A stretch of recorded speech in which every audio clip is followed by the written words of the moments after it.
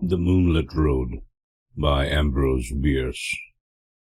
I am the most unfortunate of men, rich, respected, fairly well educated, and of sound health, with many other advantages usually valued by those having them and coveted by those who have them not. I sometimes think that I should be less unhappy if they had been denied me, for then the contrast between my outer and my inner life would not be continually demanding a painful attention. In the stress of privation and the need of effort, I might sometimes forget the sombre secret ever baffling the conjecture that it compels. I am the only child of Joel and Julia Hetman. The one was a well-to-do country gentleman, the other a beautiful and accomplished woman to whom he was passionately attached with what I now know to have been a jealous and exacting devotion.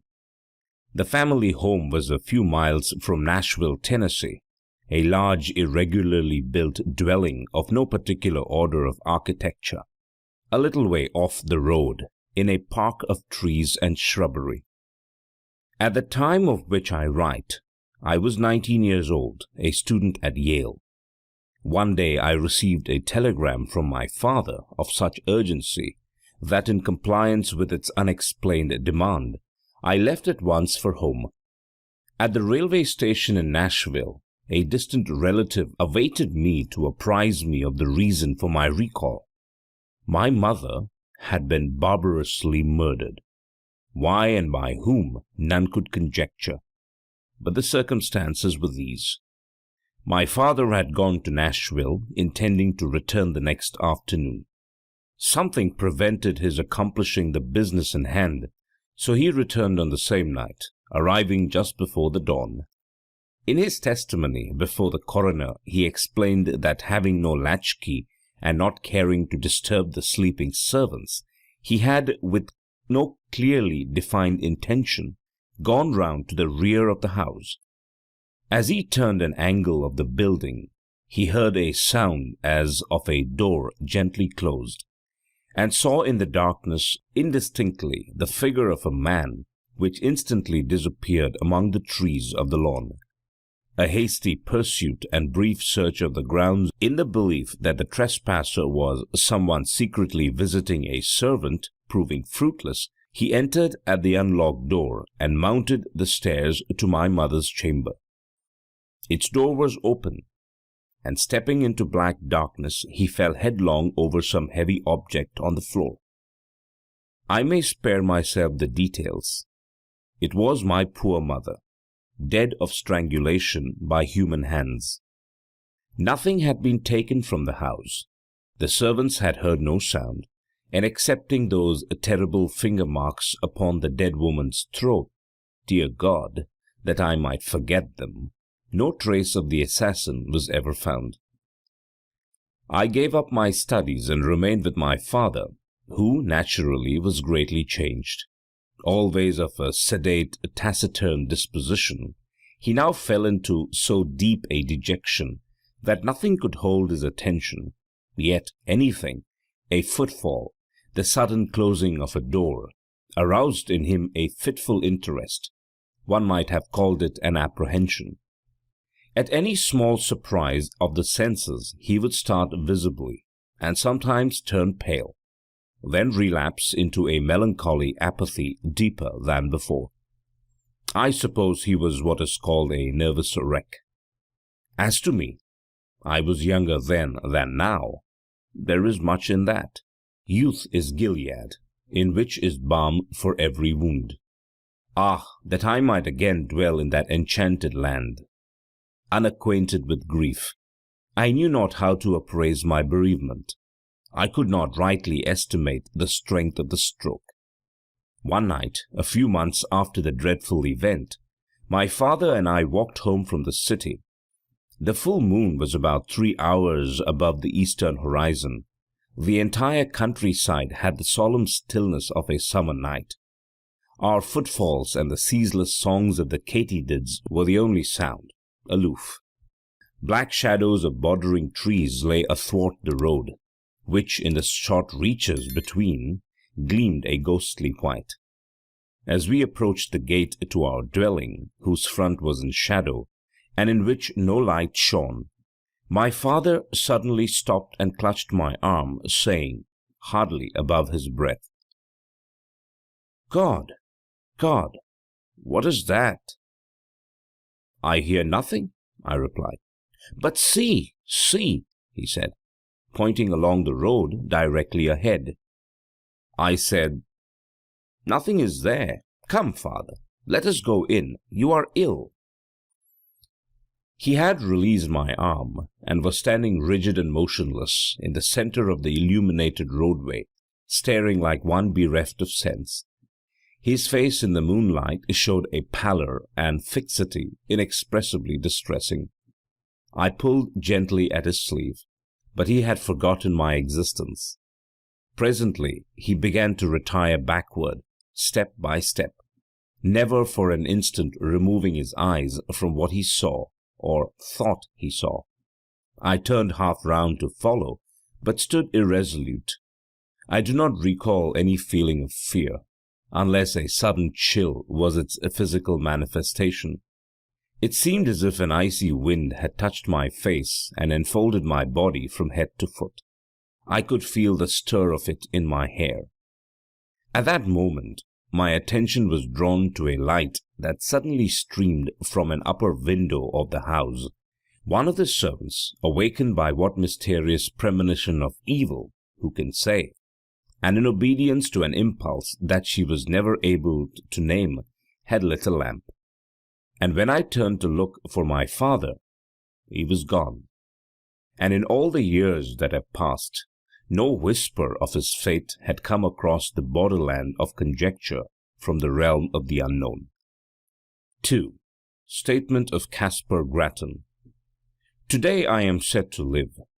Tomorrow here in this room will lie a senseless shape of clay that all too long was I. If anyone lift the cloth from the face of that unpleasant thing, it will be in gratification of a mere morbid curiosity. Some doubtless will go further and inquire, who was he? In this writing I supply the only answer that I am able to make. Caspar Grattan. Surely that should be enough. The name has served my small need for more than 20 years of a life of unknown length. True, I gave it to myself, but lacking another, I had the right. In this world one must have a name. It prevents confusion, even when it does not establish identity. Some, though, are known by numbers, which also seem inadequate distinctions. One day, for illustration, I was passing along a street of a city far from here, when I met two men in uniform, one of whom, half pausing and looking curiously into my face, said to his companion, "That man looks like 767. Something in the number seemed familiar and horrible. Moved by an uncontrollable impulse, I sprang into a side street and ran until I fell exhausted in a country lane. I have never forgotten that number, and always it comes to memory attended by gibbering obscenity, peals of joyless laughter, the clang of iron doors. So I say a name, even if self-bestowed, is better than a number. In the register of the potter's field I shall soon have both. What wealth! Of him who shall find this paper I must beg a little consideration. It is not the history of my life, the knowledge to write that is denied me. This is only a record of broken and apparently unrelated memories, some of them as distinct and sequent as brilliant beads upon a thread, others remote and strange, having the character of crimson dreams with interspaces blank and black, witch fires glowing still and red in a great desolation. Standing upon the shore of eternity, I turn for a last look landward over the course by which I came. There are 20 years of footprints fairly distinct, the impressions of bleeding feet. They lead through poverty and pain, devious and unsure, as of one staggering beneath a burden. Remote, unfriended, melancholy, slow. Ah, the poet's prophecy of me, how admirable, how dreadfully admirable. Backward beyond the beginning of this Via Dolorosa, this epic of suffering with episodes of sin, I see nothing clearly. It comes out of a cloud. I know that it spans only 20 years, yet I am an old man. One does not remember one's birth, one has to be told. But with me it was different. Life came to me full-handed and dowered me with all my faculties and powers. Of a previous existence I know no more than others, for all have stammering intimations that may be memories and may be dreams. I know only that my first consciousness was of maturity in body and mind, a consciousness accepted without surprise or conjecture. I merely found myself walking in a forest, half-clad, footsore, unutterably weary and hungry. Seeing a farmhouse, I approached and asked for food, which was given me by one who inquired my name. I did not know, yet knew that all had names. Greatly embarrassed, I retreated, and night coming on, lay down in the forest and slept. The next day I entered a large town which I shall not name, nor shall I recount further incidents of the life that is now to end, a life of wandering, always and everywhere haunted by an overmastering sense of crime in punishment of wrong and of terror in punishment of crime. Let me see if I can reduce it to narrative. I seem once to have lived near a great city, a prosperous planter, married to a woman whom I loved and distrusted. We had, it sometimes seems, one child, a youth of brilliant parts and promise. He is at all times a vague figure, never clearly drawn, frequently altogether out of the picture. One luckless evening it occurred to me to test my wife's fidelity.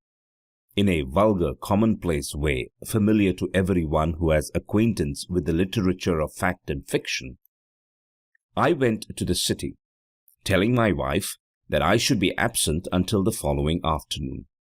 But I returned before daybreak, and went to the rear of the house, purposing to enter by a door with which I had secretly so tampered that it would seem to lock, yet not actually fasten. As I approached it, I heard it gently open and close, and saw a man steal away in the darkness. With murder in my heart, I sprang after him, but he had vanished without even the bad luck of identification. Sometimes now I cannot even persuade myself that it was a human being. Crazed with jealousy and rage, blind and bestial with all the elemental passions of insulted manhood, I entered the house and sprang up the stairs to the door of my wife's chamber. It was closed, but having tampered with its lock also, I easily entered, and despite the black darkness soon stood by the side of her bed. My groping hands told me that although disarranged, it was unoccupied. She is below, and terrified by my entrance, has evaded me in the darkness of the hall. With the purpose of seeking her, I turned to leave the room, but took a wrong direction, the right one. My foot struck her, cowering in a corner of the room. Instantly my hands were at her throat, stifling a shriek. My knees were upon her struggling body, and there in the darkness, without a word of accusation or reproach, I strangled her till she died. There ends the dream. I have related it in the past tense, but the present would be the fitter form, for again and again the sombre tragedy reenacts itself in my consciousness. Over and over I lay the plan, I suffer the confirmation, I redress the wrong. Then all is blank, and afterward the rains beat against the grimy window panes, or the snows fall upon my scant attire. The wheels rattle in the squalid streets where my life lies in poverty, and mean employment. If there is ever sunshine, I do not recall it. If there are birds, they do not sing. There is another dream, another vision of the night. I stand among the shadows in a moonlit road. I am aware of another presence, but whose I cannot rightly determine. In the shadow of a great dwelling, I catch the gleam of white garments. Then the figure of a woman confronts me in the road. My murdered wife. There is death in the face. There are marks upon the throat. The eyes are fixed on mine with an infinite gravity which is not reproach, nor hate, nor menace, nor anything less terrible than recognition. Before this awful apparition, I retreat in terror, a terror that is upon me as I write. I can no longer rightly shape the words. See, Now I am calm, but truly there is more to tell. The incident ends where it began, in darkness and in doubt. Yes, I am again in control of myself, the captain of my soul. But that is not respite. It is another stage and phase of expiation. My penance, constant in degree, is mutable in kind. One of its variants is tranquillity. After all, it is only a life sentence. To hell for life. That is a foolish penalty. The culprit chooses the duration of his punishment. Today my term expires. To each and all, the peace that was not mine. 3. Statement of the late Julia Hetman through the medium by Rose. I had retired early and fallen almost immediately into a peaceful sleep, from which I awoke with that indefinable sense of peril which is, I think, a common experience in that other earlier life. Of its unmeaning character, too, I was entirely persuaded, yet that did not banish it. My husband, Joel Hetman, was away from home. The servants slept in another part of the house. But these were familiar conditions. They had never before distressed me. Nevertheless, the strange terror grew so insupportable that conquered my reluctance to move. I sat up and lit the lamp at my bedside. Contrary to my expectation, this gave me no relief. The light seemed rather an added danger, for I reflected that it would shine out under the door, disclosing my presence to whatever evil thing might lurk outside. You that are still in the flesh, subject to horrors of the imagination, think what a monstrous fear that must be which seeks in darkness security from malevolent existences of the night. That is to spring to close quarters with an unseen enemy, the strategy of despair. Extinguishing the lamp, I pulled the bed-clothing about my head and lay trembling and silent, unable to shriek, forgetful to pray. In this pitiable state, I must have lain for what you call hours. With us, there are no hours. There is no time. At last it came, a soft, irregular sound of footfalls on the stairs. They were slow, hesitant, uncertain, as of something that did not see its way. To my disordered reason, all the more terrifying for that, as the approach of some blind and mindless malevolence to which is no appeal. I even thought that I must have left the hall lamp burning, and the groping of this creature proved it a monster of the night. This was foolish and inconsistent with my previous dread of the night. But what would you have? Fear has no brains. It is an idiot. The dismal witness that it bears and the cowardly counsel that it whispers are unrelated. We know this well, we who have passed into the realm of terror, who skulk in eternal dusk among the scenes of our former lives, invisible even to ourselves and one another, yet hiding forlorn in lonely places, yearning for speech with our loved ones, yet dumb, and as fearful of them as they of us. Sometimes the disability is removed, the law suspended. By the deathless power of love or hate we break the spell. We are seen by those whom we would warn, console, or punish. What form we seem to them to bear we know not. We know only that we terrify even those whom we most wish to comfort, and from whom we most crave tenderness and sympathy. Forgive, I pray you, this inconsequent digression by what was once a woman. You who consult us in this imperfect way, you do not understand. You ask foolish questions about things unknown and things forbidden. Much that we know and could impart in our speech is meaningless in yours. We must communicate with you through a stammering intelligence in that small fraction of our language that you yourselves can speak. You think that we are of another world. No, we have knowledge of no world but yours, though for us it holds no sunlight, no warmth, no music, no laughter, no song of birds, nor any companionship. O God, what a thing it is to be a ghost, cowering and shivering in an altered world, a prey to apprehension and despair. No, I did not die of fright. The thing turned and went away. I heard it go down the stairs hurriedly.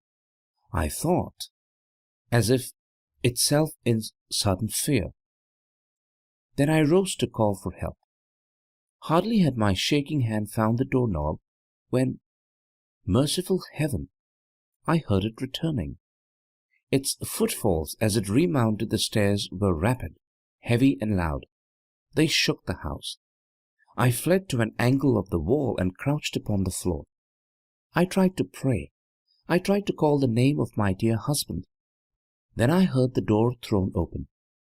There was an interval of unconsciousness, and when I revived, I felt a strangling clutch upon my throat, felt my arms feebly beating against something that bore me backward, felt my tongue thrusting itself from between my teeth. And then I passed into this life. No, I have no knowledge of what it was.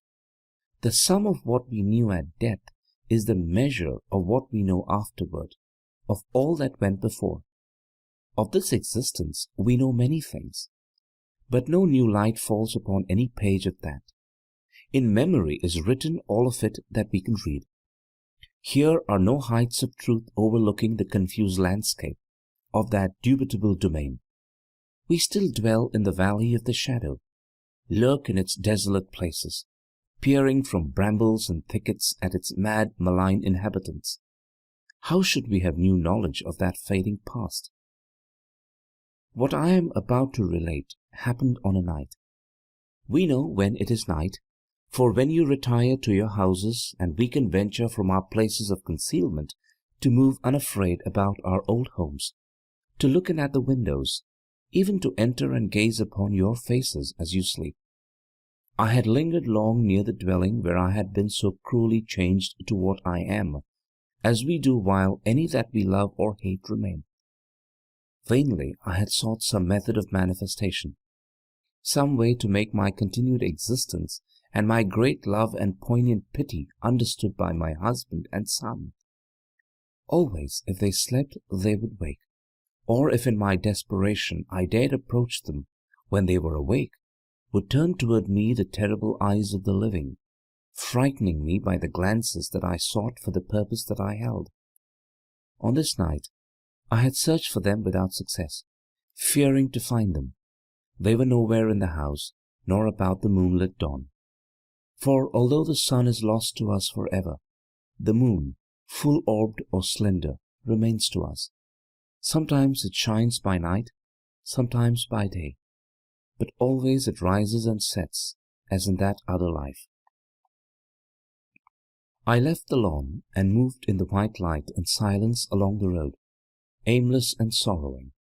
Suddenly I heard the voice of my poor husband in exclamations of astonishment, with that of my son in reassurance and dissuasion. And there by the shadow of a group of trees they stood, near, so near. Their faces were toward me, the eyes of the elder man fixed upon mine. He saw me at last. At last he saw me. In the consciousness of that, my terror fled as a cruel dream. The death spell was broken. Love had conquered. Lord, mad with exultation, I shouted. I must have shouted. He sees me! He sees me! He will understand! Then, controlling myself, I moved forward, smiling and consciously beautiful, to offer myself to his arms, to comfort him with endearments, and, with my son's hand in mine, to speak words that should restore the broken bonds between the living and the dead. Alas, alas! His face went white with fear. His eyes were as those of a hunted animal.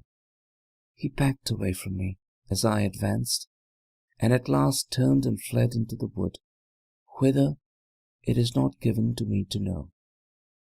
To my poor boy, left doubly desolate, I have never been able to impart a sense of my presence. Soon he, too, must pass to this life invisible, and be lost to me forever.